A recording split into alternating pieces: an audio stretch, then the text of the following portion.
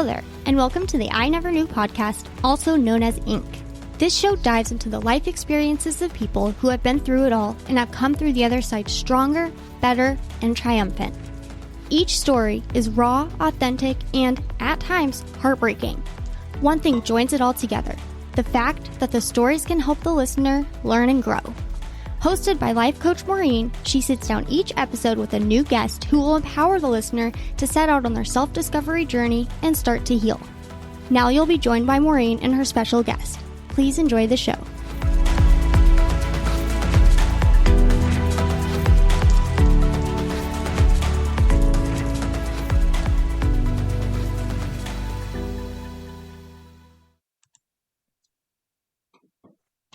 Hello, everyone, and welcome to this week's episode of I Never Knew, But My Dog Did podcast. I am Maureen Scanlon, your host and life coach Maureen, as most of you know me.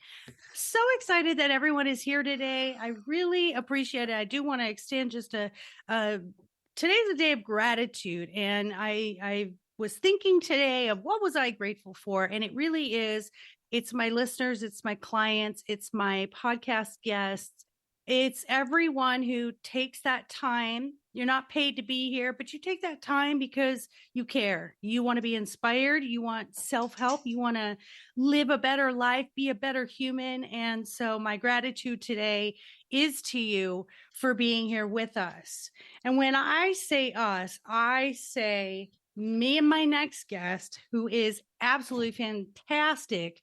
First of all, I love the way he answers the questions on the questionnaire because I can feel his energy and just his humor and his passion in what he does. So let me tell you about my next guest, Steve Gallegos. So he is America's Ambassador on Success. How fabulous is that title? He is dedicated to empowering individuals in the public eye, such as stage and TV performers, musicians, actors, public figures, and business leaders to overcome challenges related to self-identity, communication, and relationships. With a diverse background as a US Marine, thank you for your service, law enforcement officer, singer-songwriter, board-certified civil trial lawyer, internet entrepreneur, and published photographer, Steve draws upon his wealth of real-world experience to inspire and guide his clients and audiences. Okay, that resume is just like, jack of all trades, expert at all, for one thing. He has a mission to elevate others. Steve is a true visionary, using his unique blend of skills and experience to transform the lives of those he works with, create a better world for us all, which is what I love so much. In addition to his speaking engagements, Steve is also the co-founder and president of the Voices of Impact Awards, a celebration of the songs and stories that inspire and uplift humanity. And we are going to get into what the Voices of Impact Awards are. Oh my goodness, my heart is so full and I have goosebumps. How are you? And welcome, Mr. Steve Gallegos. Maureen, I'm outstanding. Thank you so much. What a beautiful introduction. And I love the way that you introduce your show. It is so genuine and authentically you, the little bit that I've known you, but it's fabulous. A lot of shows that I've been on, the people say, hey, welcome to, episode whatever, and then they launch right into it. But you actually, you love what you're doing. You really do. And you embrace your audience and you honor your audience, which is really good. So kudos to you. I'm excited to be on your show. Oh, you sweet man. Thank you for those kind words.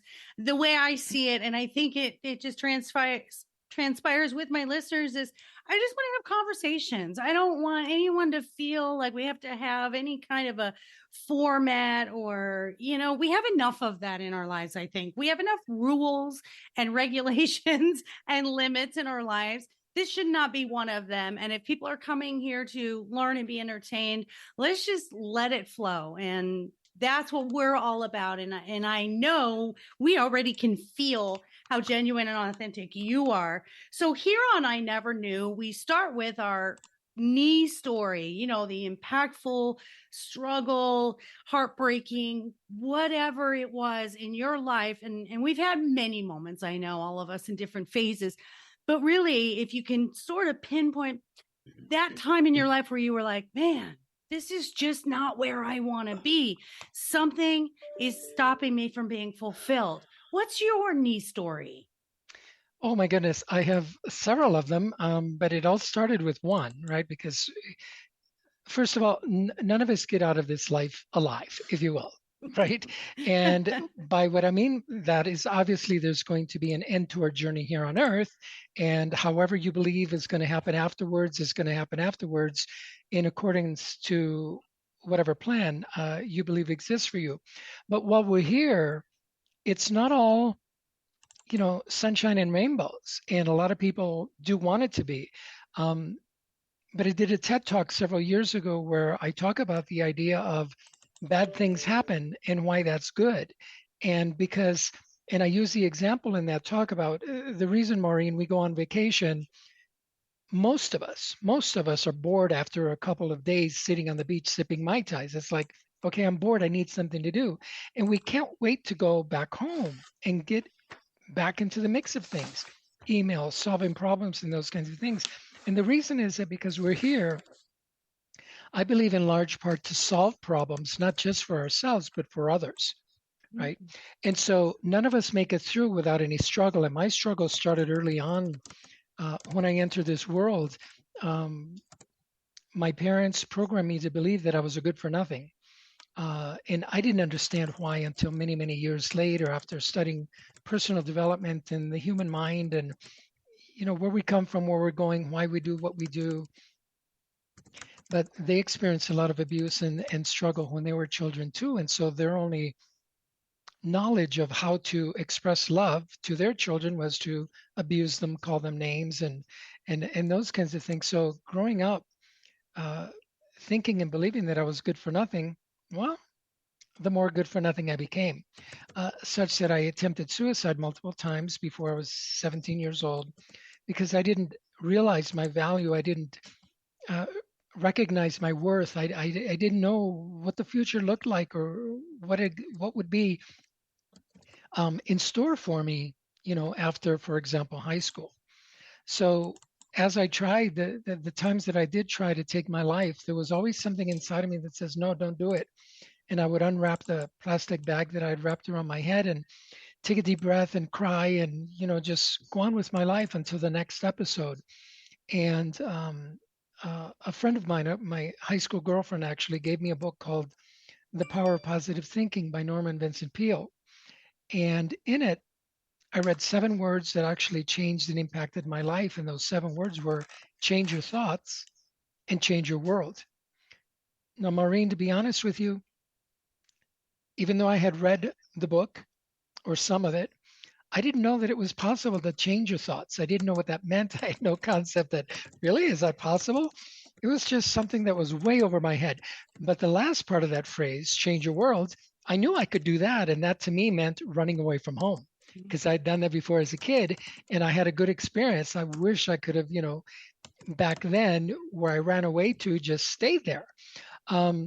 But it didn't work out that way. So I said, well, I'm going to run away from home again because now I can. And so I ran away from home to join the United States Marine Corp. Talk about jumping from the frying pan into the fire, right? And it was during those 13 weeks in boot camp where I learned that everything that I had been programmed to believe about myself in the prior 17 years was absolute lie.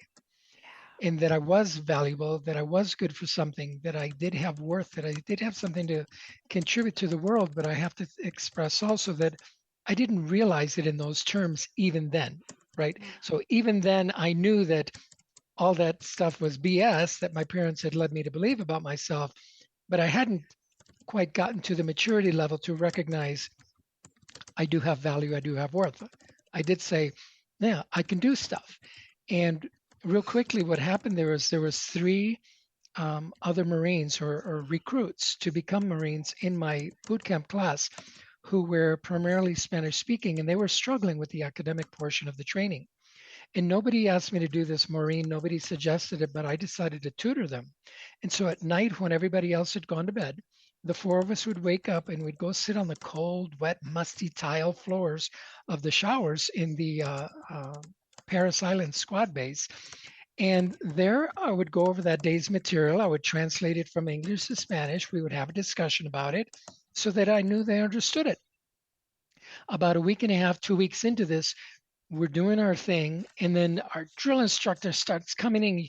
We just hear yelling and cussing. It's about 2:30 in the morning, yelling and cussing and screaming, and it sounded like, or he must have heard voices in the shower, which he did, and he just must have thought, there's four scumbags in the shower that are up to no good, and I'm gonna go get them and get rid of them and all this.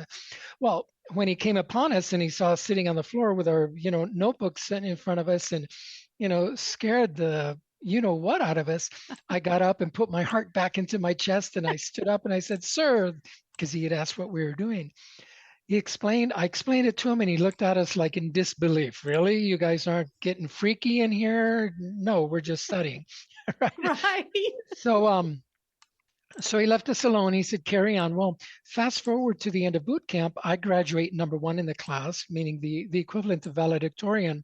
And my three friends graduated in the top 10. And as a result of that experience, I was awarded that honor man position and I was given the Marine dress blue uniform, my first rank, and I was celebrated because of what I did, because of taking my eyes off myself and putting onto someone else. And that first experience was my first real experience with the wow factor of what life is and what life can be. And I developed my personal philosophy from that experience is that I achieve my dreams helping others achieve theirs.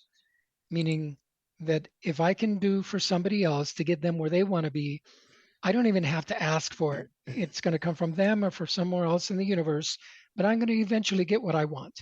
And this was long before I knew who Zig Ziglar was, who coined the phrase, a similar phrase. I forget the exact phrase now, but it was, do for others and your dreams will happen. So that was the beginning of my story.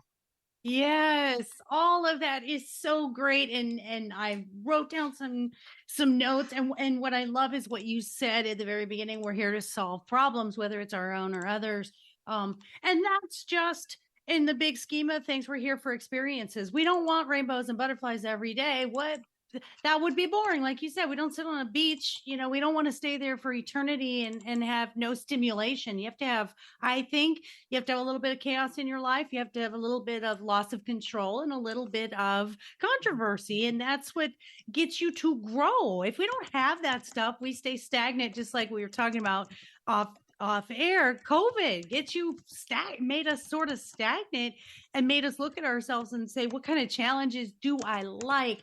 Something you said that I really love is you said, it didn't sink in yet about my worth or my value consciously, but you said, but I realized I can do stuff. And I think that's so beautiful because it was just steps. And I was in that same place as you because in order to believe something, it has to be repetitive. It's like learning the ABCs or tying your shoe. To have a belief, and they say 3 times, you create a habit or you create a belief. And so doing that with your Marine mates and finding that you found value in that, you started to believe, then the belief started, and then you got validated by it. And then you went, hey, wait a minute, this feels really good. And when we talk about, especially this podcast, every guest who has overcome something has brought that experience to helping others in some way or another, writing about it, talking about it, speaking about it, advocating, starting addiction recovery groups. It's funny how we think, well, who's going to help me? But the minute you help someone else is what's helping you. And that's where the healing comes from. Correct. And I just think you're so fantastic. So, wow. So you get these beautiful awards for in the military. then you go to law enforcement after the Marines. How was Yes, that for you? so it did.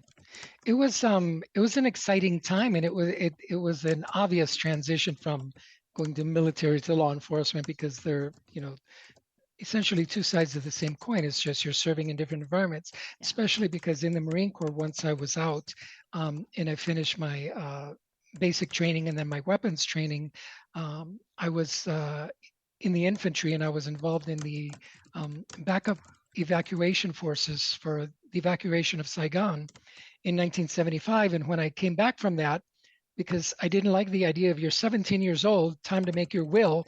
And I'm like, what do I have? I leave my record collection to my little brother. I leave my bicycle to my older brother, kind of thing, right? That was the Yeah. experience back then. But I didn't like that. So when we came back to base and I was stationed in Hawaii, um, I transferred to the military police. And so I had almost 2.5 years of being a military police officer in Kaneohe Bay, Hawaii. And so you're basically federal law enforcement. You go through a police academy and all that training, et cetera. And so it was a natural transition to get into civilian law enforcement in terms of work. But there I found another conflict because what I really wanted to do, and just going back to when I was a kid, and remember I said that my parents had dubbed me good for nothing. There was one thing that I could do, Maureen, where I captured everyone's attention. It wasn't science, it wasn't English, it wasn't football or anything like that. It was when I opened my mouth to sing. Oh. When I opened my mouth to sing, people stopped what they were doing, paid attention, applauded. And so I became like a Pavlov dog, right? Open my mouth to sing, you get admiration, respect, and attention. I said, yes. So I set my sights early on as a kid that I was going to be a superstar singer, right? Not because I wanted to be a superstar singer. Again, I didn't know that back then. Much later on in my adult years, after pursuing a singing career quite successfully in Los Angeles for many, many years, it dawned on me that I really didn't want the fame and fortune and notoriety because I want the ability to leave my house and not have a bunch of cameras or journalists following me around, watching my every move, and can't go out with my wife and those kinds of things, right? Invasion of privacy. So what was I after? I was after what I thought was love, right? The attention that I got from singing, because every time I sang, like I said, yay, yay, more, more, more.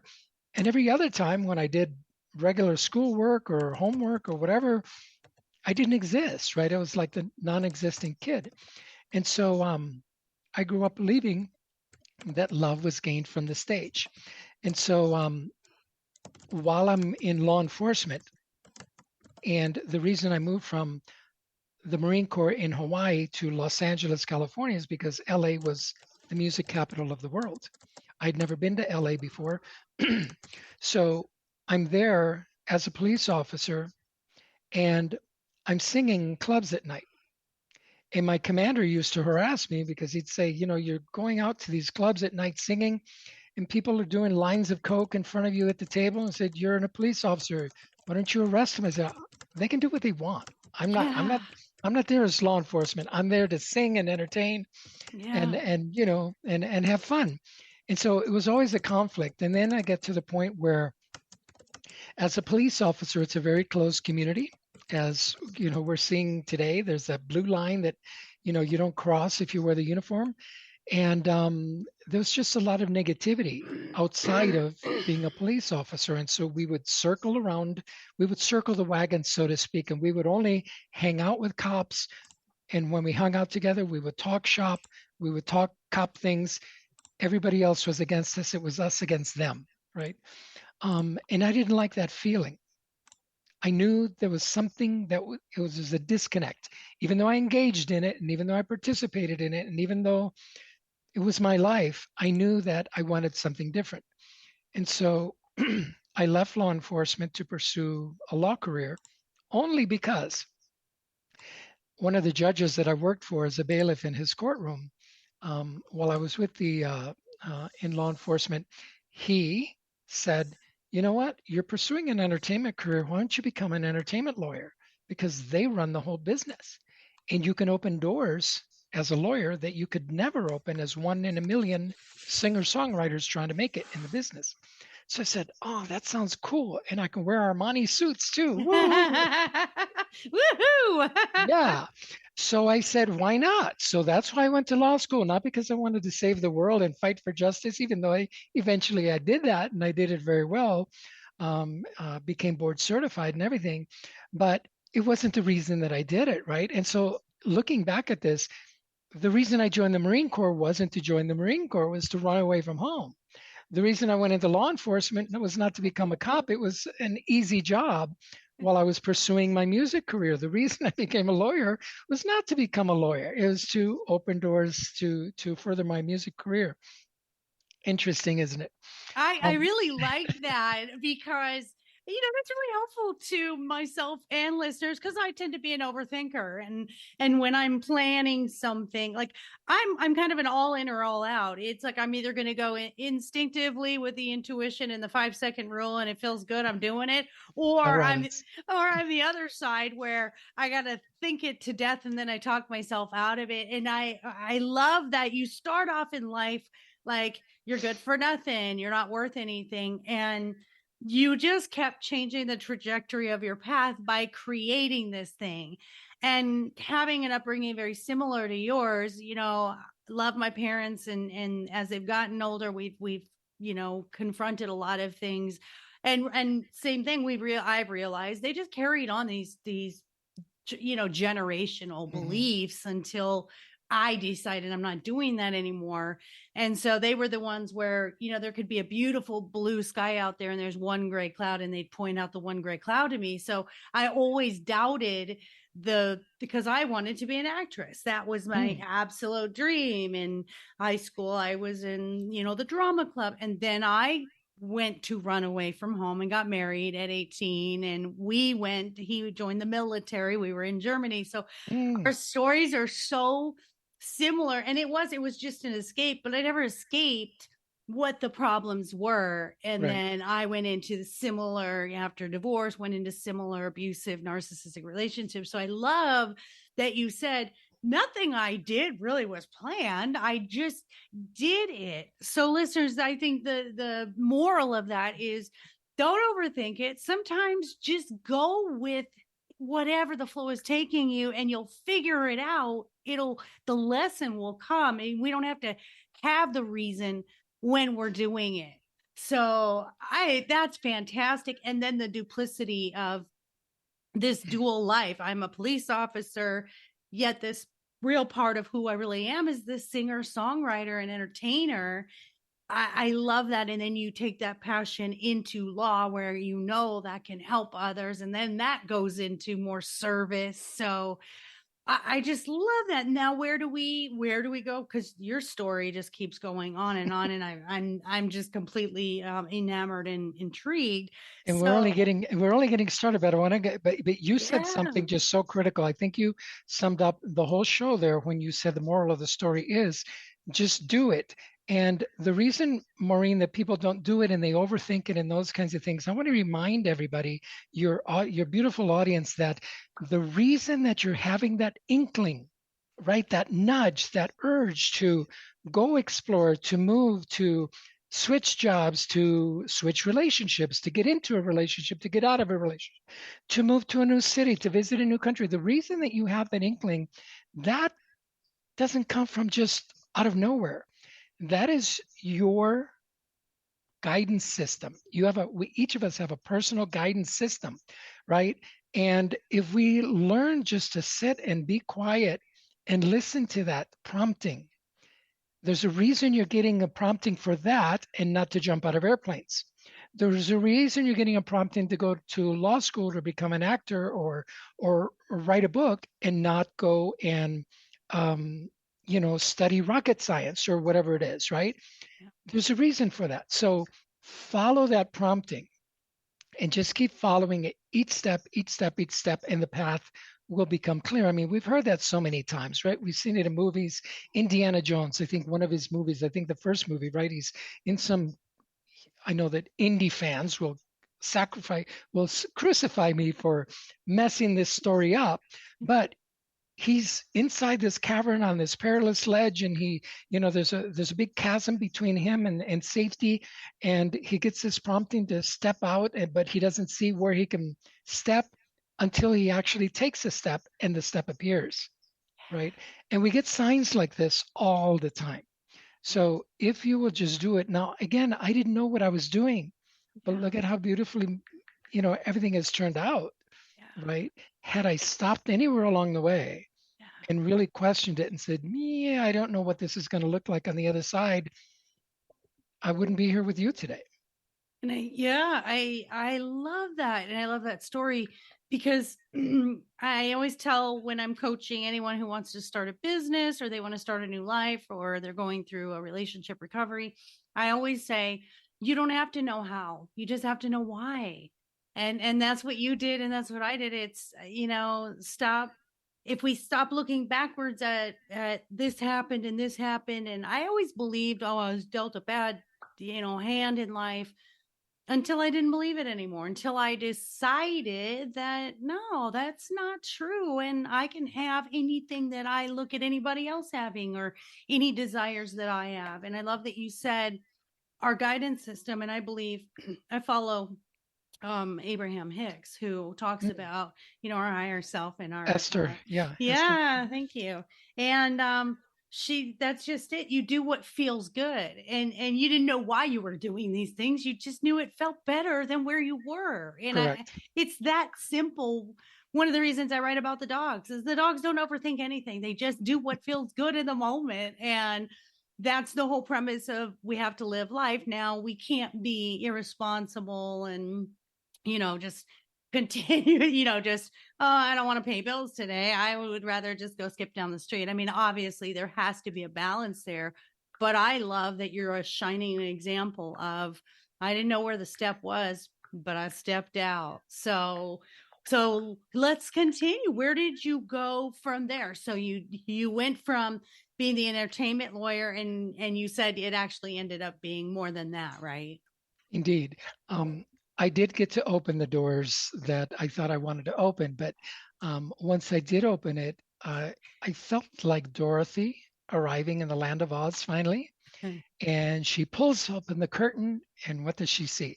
She sees an old man with crazy hair and, crazy clothes, and he's just pulling levers that make noise and create smoke and all the things that were causing fear in the rest of the community.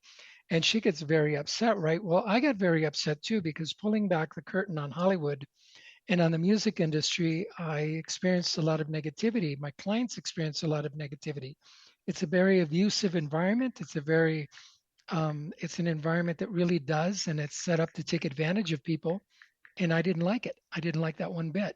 So I had to come to terms with, why do I want to be in this industry so much? Why do I want to be on that stage? Why do I want to be, my objective was to be the modern day Julio Iglesias. That was what I would tell people that I was working towards, because he was like, at the time, the biggest international recording artist that the world had ever seen, and in English and Spanish, and I wanted that, right? And I had the talent and I had the skills to do it, but I didn't like the entertainment industry. And so I had to really go deep and into analysis, deep analysis, why? And finally, the whys led me to ask, what is it that I'm really looking for? And I knew, as I said, it wasn't fame, fortune, none of that. I was looking for love. Once I realized that I was looking for love and not the actual life of an entertainer, I said, aha, where else can I get love if not as an entertainer?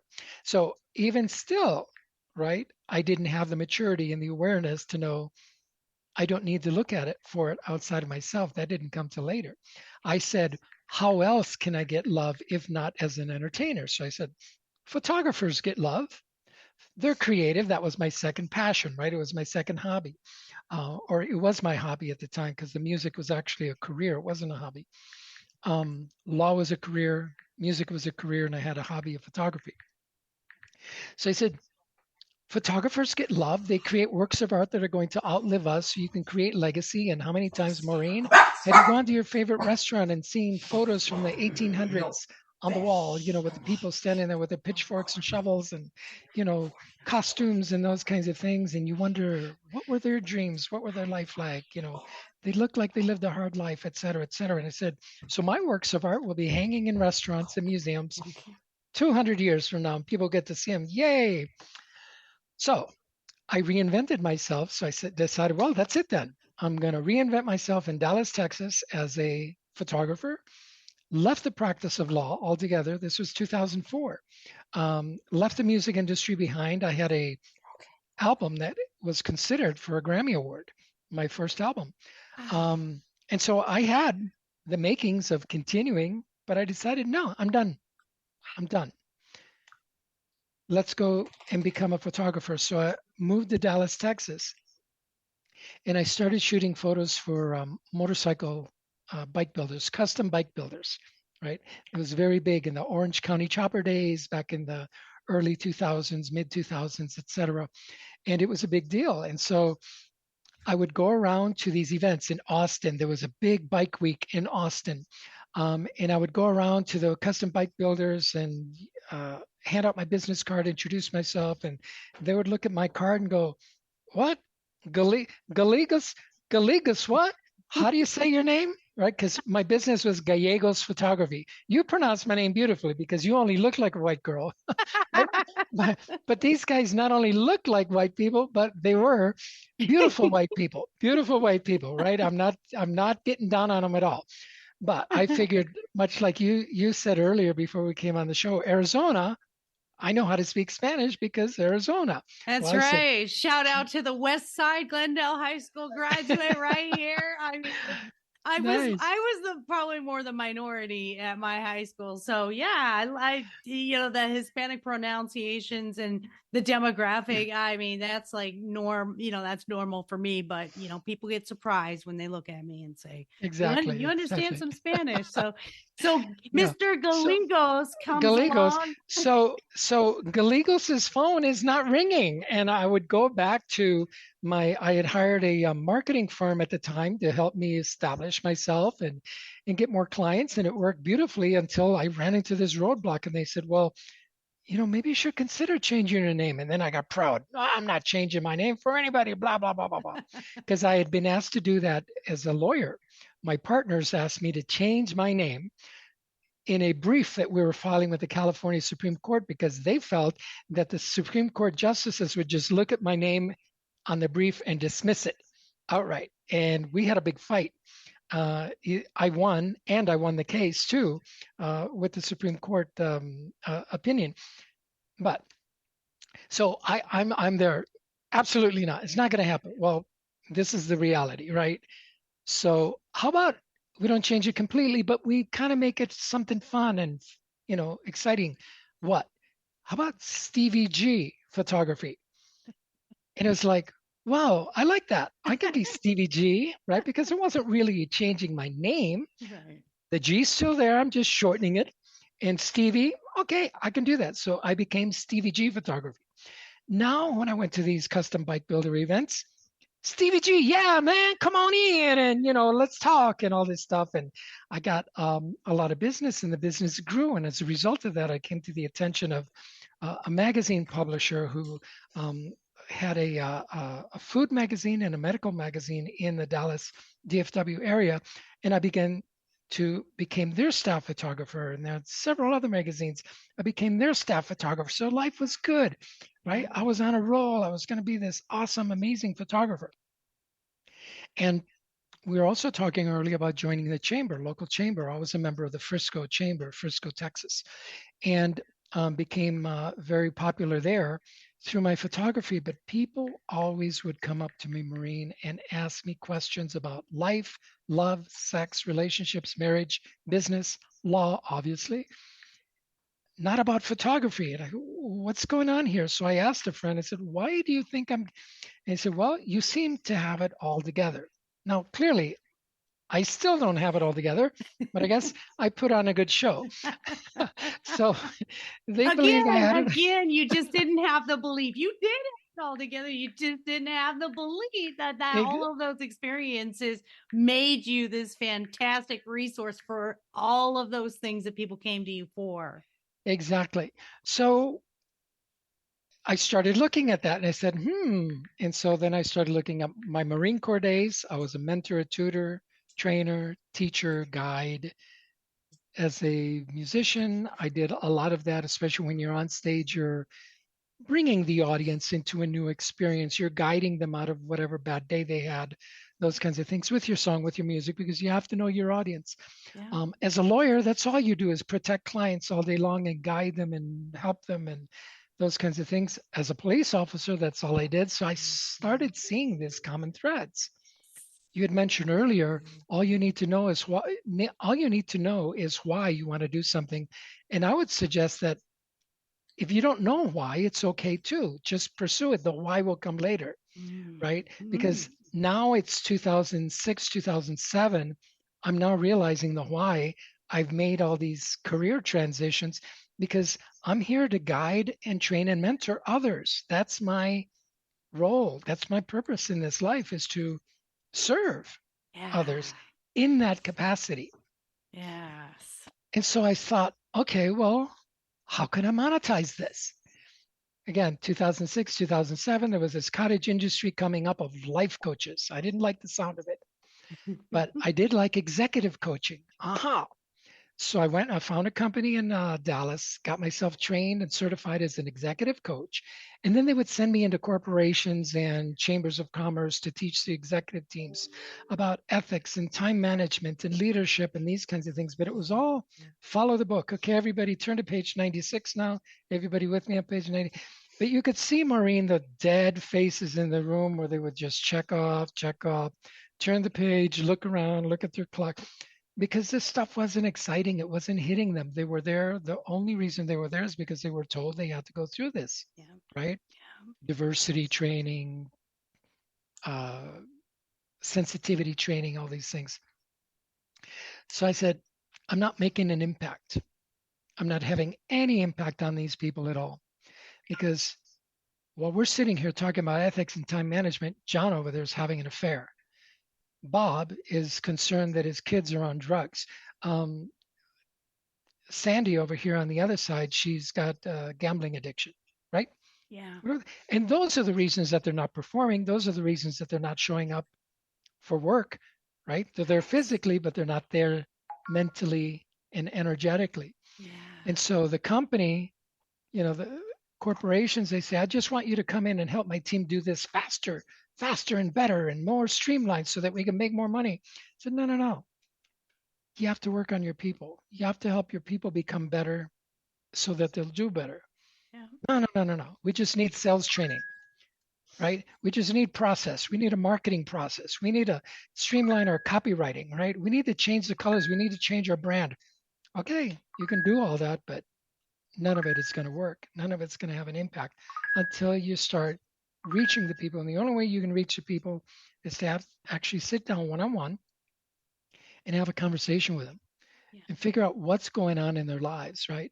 9 times out of 10, Sally is in the wrong business. She's in the wrong company. She deserves, or she should be at home taking care of her kids or writing books or pursuing acting or dancing or whatever it is that she wants to do, because that's what makes her heart sing. Right. Not this job that she's been in for 30 years simply because it was the first job out of college and she needed the money. Yep. Right. But 30 years later, you wake up and go, how the F did I get here? Yeah. Right. So many people are feeling that. And so I became this executive trainer, didn't like it, moved away from that, developed my own coaching and training. And that has led me to where I am today, getting able to speak on beautiful shows like yours, getting interviewed, writing books, having spoken internationally, etc., to help people, like I said, do better, become better in their communications, relationships, and in their self-mastery. Because I believe that those are the 3 pillars that hold your life together. If your communications, relationships, or your self-mastery is off, your life is going to be out of balance. right? 100%. I am 100% on board. And I'm not mad at you for not liking life coaching, because not all of us are made in the life coach mold. I love what you said, and it just triggered something in my mind. So I was in a corporate job that was soul sucking for 26, 27 years. And and this is just something that popped into my brain. There's a word, tenure, tenure. Well, I used to think it was 10 years. yeared. and literally, I was my head. I once you make it to a 10-year anniversary at a company, I think you have a fork in the road. Because I think when you think of 10 years, for some reason, as humans, it's a milestone. I'm either going to keep going and just stay in this because I've already put in this much time, or I think I need to get out now and start something before I'm here for 20 years. So that was beautiful what you said. I agree with you. If people do not feel cared for, if they do not feel accepted, and they do not get validated in a company, they will not stay. You're going to get a 9 to 5 out of them, and they don't care. All they're thinking about is what happens when they're not there. They're not engaged, they're not motivated, and they're driven. And I'm speaking from personal experience. I was passionate when I joined the company at 25. I was passionate about moving up, and I would move up to a lead role. And then I moved up to a supervisor role, and someone said, you should go do this. And I said, no, I'm riding this till the wheels fall off, and I'm going to make a difference. Well, me wanting to make a difference and my bosses seeing the difference I was making were two different things. And when they didn't see it, I no longer cared to make it. So thank you for that. You are so right. And if these leaders in today's business world and CEOs and companies are not seeing that picture that you're bringing, which is connect with your employees, they're not numbers, they're people that need to know you value them, because your people are the reason you get a paycheck every week. So I love your perspective on that. So let's talk about where you're at now. And I want to talk about the Voices of Impact Awards, the co-founder and president of Voices of Impact Awards. What does that do? What are you doing with it? It looks amazing, and I want to be a contender. So what do I have to do? Imagine, Maureen, TEDx meets the Grammys meets American Idol. Oh, wow. Can I just do this? Oh. Okay. As long as you can, if you can do that you can do that. After many years of getting to share, the privilege of sharing my story on shows such as yours, people in stages, live stages, live appearances, people would always come up to me and say, Steve, thank you so much for sharing your story. I'm so moved, motivated. I'm going to do this. I'm going to lose weight. I'm going to start a job. I'm going to start my own company. I'm going to quit my job. I'm going to get a divorce. I'm going to get married. I'm going to do whatever it is that they feel inspired to do. And I would say, thank you. But you know what? I bet you have a great story too, and you should share it. Okay. And they would leave. Multiple times after saying this, it dawned on me, Maureen, that there is really no safe place for the average person to be recognized and celebrated and share their story in a safe place. So we decided to create it, because if you want to be the next Tony Robbins or the next Maureen Scanlon or the next Oprah Winfrey, there are stages that you can go to. And if you want to pursue those kind of careers as an author, as a speaker, as a performer, you know where you have to go. But the first responder, the healthcare nurse, the ER nurse, the stay-at-home mom, the corporate executive that has fought for years to get where she is, breaking all kinds of rules and ceilings and boundaries and jumping over obstacles, they've been through some stuff. They have lessons that they can share with the world, but they don't see themselves as the next Maureen Scanlon, right?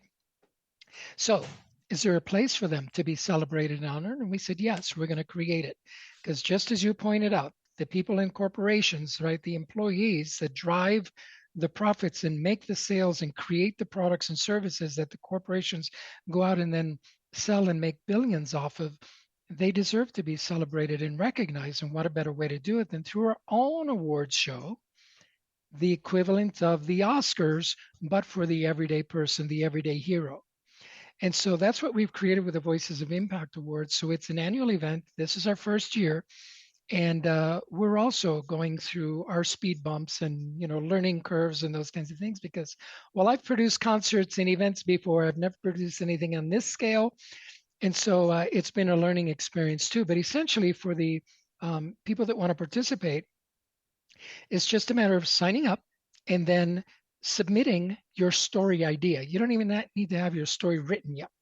And if you've never done that before, shared your story, we train you and mentor you and guide you for free.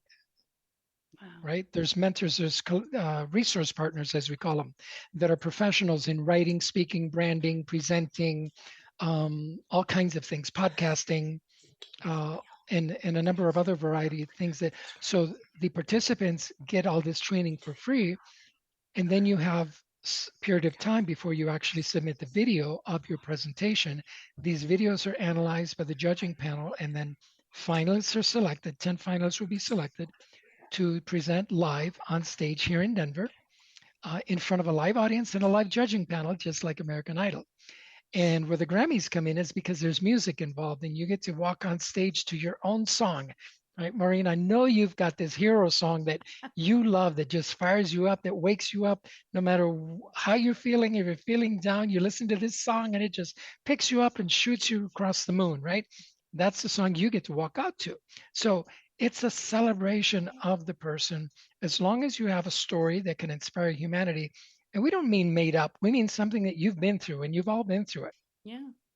And because I'm a musician and songwriter too, I recognize the power of song and the power of music. And so this is also open to songwriters. So if you have an original song that you would like to submit that it can inspire humanity, think of songs like I Can Only Imagine by Mercy Me, right? Yeah. One of my favorites in the world. In fact, that's the song that inspired me to include songs in the Voices of Impact Awards. Marvin Gaye, What's Going On, and Mercy Me. I mean, there's just so many songs that we use as banners, as hymns, right, for humanity and inspiration and motivation. And we need more of that music, right? Yes.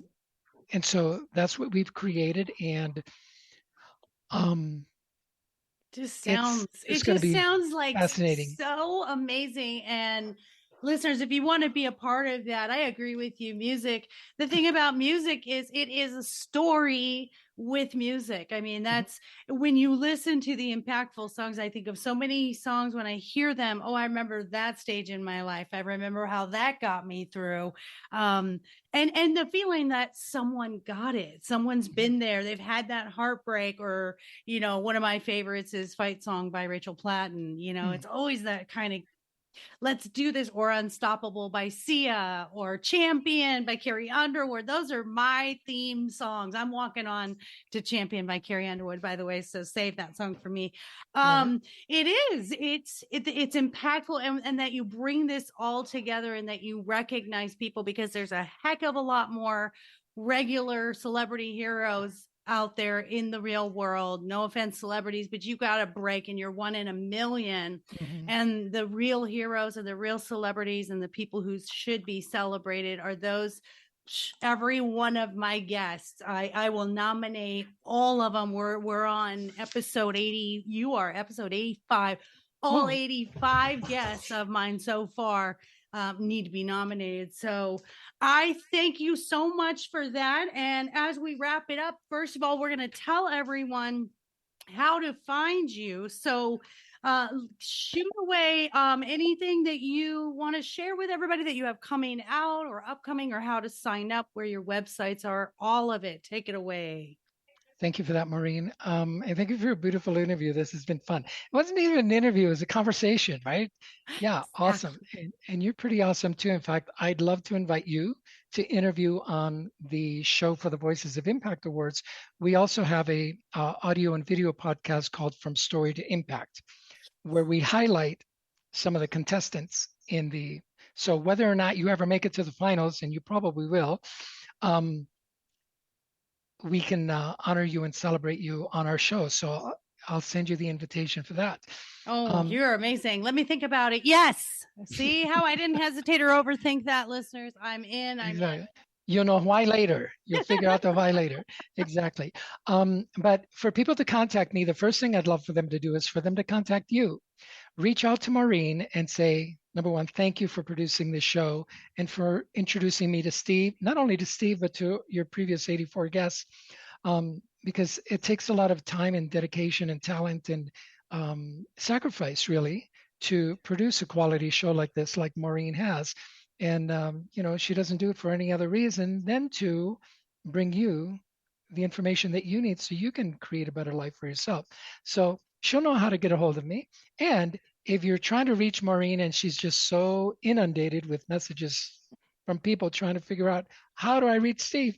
You can go directly to my website, steviegsuccess.com, or go to the Voices of Impact Awards, voiawards.com, and register to become one of our storytellers. Again, you don't need experience. This isn't for experienced speakers, although if you are an experienced speaker, you're more than welcome. I didn't mean to suggest that you're not. You are welcome. We want everybody that has something that they can inspire the world with, a lesson. And when you come visit the Voices of Impact Awards, you can subscribe even without registering to compete, and you're going to get a copy of my book, How to Write Your Story. Because this is another thing, Maureen, is none of us are taught to speak about ourselves, right? We grow up and we're told, shut up and be quiet. Just sit there and look pretty. You don't know anything. Put your hand down, right? And those kinds of things. And so we take that into adulthood and we go on our first date and she says, well, tell me about you, Steve. And I'm like, oh, well, what do you want to know? I was born here. I was born here. My parents here. I went to school, right? My resume. I'm reading my resume, Yes, right? yes. And that's not how we build connections with people. And so most people don't know how to share their story.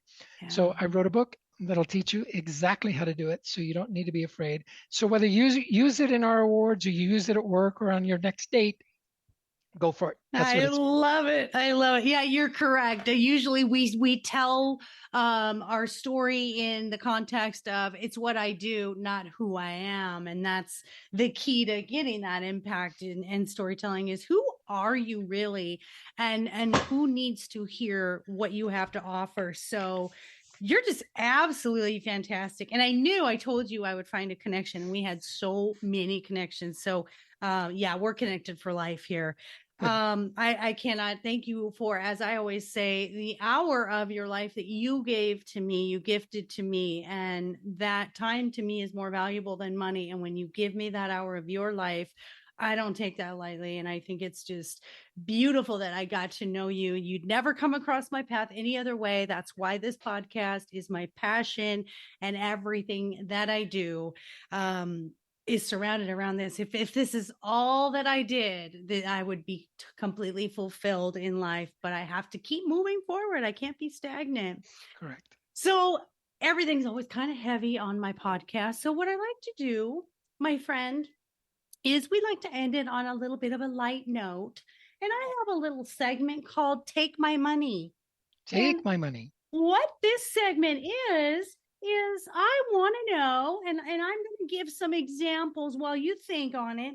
I want to know the weird and wackiest thing either you've purchased or you've seen for sale. And I've had some doozies in every single episode I presented. It's been from Etsy, eBay, Amazon. There's a site called Why I Have No Money. I think that's what that one's called. Today, I'll give you my examples because Mother's Day is coming up. And these are all examples from Amazon. And I think these are fantastic. Being a mother of 3 and a grandma of 3.5 with one on the way, another one on the way in August.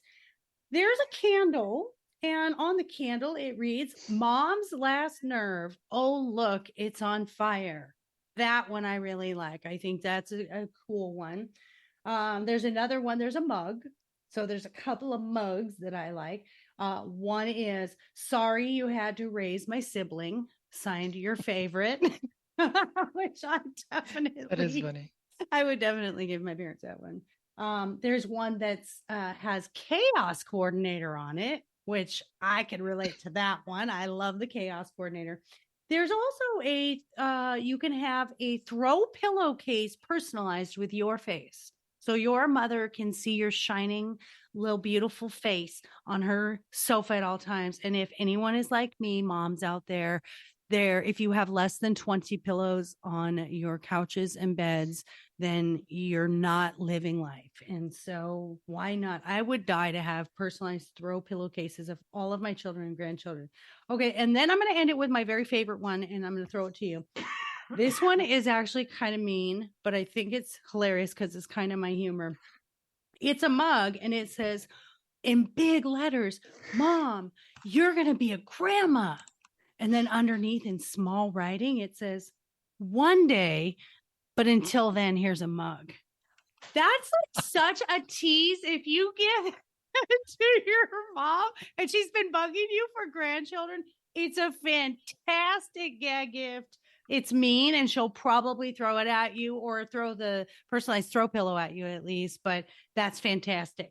So with that, my examples, Mr. Steve, what do you have for me? Well, before I share that, I think that you should have throw pillows made of all of your 85 podcast guests. Should I might do that with your promo graphics on them and mail them to you. Oh my gosh, I love that idea. Look at you. You're always like thinking outside of the box in marketing. That's what you do. It's what you're good at. There is no box. There is no box. But listen, those are fabulous gifts. And you're right, Mother's Day is coming up. And my wife and I have been talking about this already. I said, what do we get mom? My mom's in her 90s. She just turned 90. And so it's like, she has everything. She doesn't need it. So we want to give her an experience, but we're in Denver and she's in Dallas. And so we're trying to figure it out.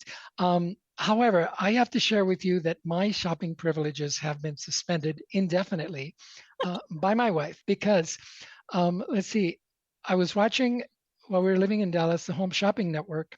And before she knew it, I had 2 air fryers being delivered to our house. Why?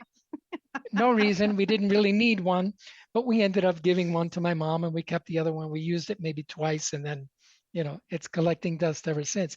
And then the other time that I was allowed to shop for myself, I thought I needed this really cool magnet device that attaches to the vent of on the dashboard of my car, right? The dashboard. So it's a little rubber thing that goes inside the vent, and then it's got a little I don't know, thing on it, magnet, and then this piece of metal that you see back here, you put it on it's actually supposed to go inside the case. I didn't know. Okay, number 3 reason why I'm not allowed to shop anymore. So anyway, so this sticks onto the magnet on the dashboard of the car. Well, I was so excited by this thing that I bought 30 of them. And I said, because they were on sale, like I got them for like $10 each. And I said, honey, these are fabulous. I bought 30 of them and I was going to then sell them. So I started selling them for $20. Nobody bought them. I couldn't give them away to anybody. So for those reasons, my wife says, credit card, my purse, no Home Shopping Network, none of those late night infomercials for you. You're going to bed at 10 o'clock, TV's off. Not allowed. I love it. I'm always a sucker for a new kitchen appliance so I'm right there with you. I have every single possible, kitchen appliance because I think they're fantastic. Make my life easier. That's all I know. I actually have a bitty little sandwich maker where you just put the sandwich in there and then then it's like teeny. I love it. I love that your privileges are indefinitely suspended. Or at least they need to be reviewed. So great job. Thank you for that. 30 of them is a little excessive. I'm not judging. Nobody's judging here. We are a judgment-free zone. I still have 25 of them in the garage in case any of your listeners want to buy one for $20. I think you need to start an online store called Things I Don't Need. Yeah. I love it. Things my wife told me I should get rid of. This was absolutely so much fun. I love your spirit. I love everything about you, your whole aura, and you're just amazing. I'm so happy you're on this planet. I'm so happy that you're serving others and spreading that light. You're just amazing. Thank you again. So I'm going to wrap up this week's podcast with a little bit of housekeeping here. You guys know where to find me. My story is always about learning how to be your own best friend through the eyes of your dog. That's my TED Talk as soon as I land it. For any life coaching for self-esteem, self-image, self-identity, self-confidence, all of that, recovering from relationships, divorce, dating coaching, relationship coaching, business coaching, couples coaching, my absolute favorite. You know where to find me, lifecoachmaureen.com. And don't forget my books at Amazon. My dog is more enlightened than I am, and my dog is my relationship coach.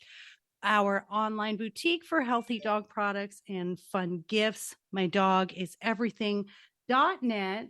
And I'm going to mention, if you guys have not joined our Facebook group, Mindfulness and Positivity Seekers, it's a great place to go and get just some fun memes and positivity on the internet. Sometimes it can be kind of a downer on social media, and you can at least go to this group. Everyone will support you. And there's a little kind of neat thing we added, which is a little chat. And I've noticed a lot of the members are chatting and encouraging each other. So that's kind of a fun thing. And we are at, I can't even remember our amount of members, but I think we're at 1,900 members. So let's build the community.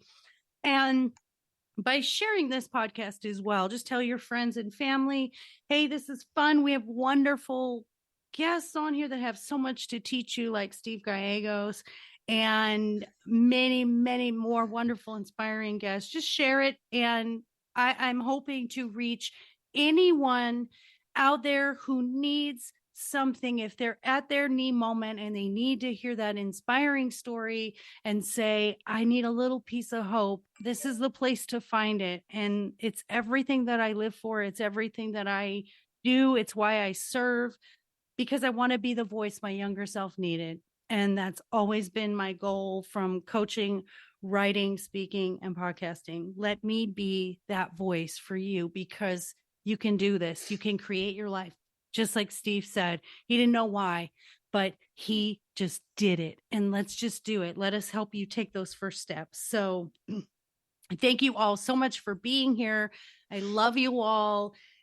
Send us anything, comments, you want to be a guest, give us good reviews so we can definitely be more visible to more people. So love you all. I hope you have a fantastic, fantastic week. Please take care of yourself.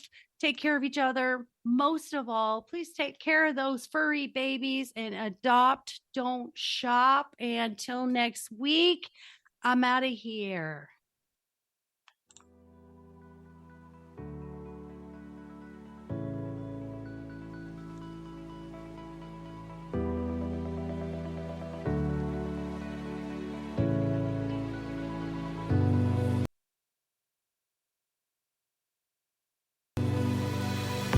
Thank you for tuning in to the I Never Knew podcast. If you found today's episode inspiring and educational, please be sure to follow, subscribe, and spread the word. The more people that join the Inc. community, the more it can develop and influence others as we work together for a healthier and brighter future. Until next time.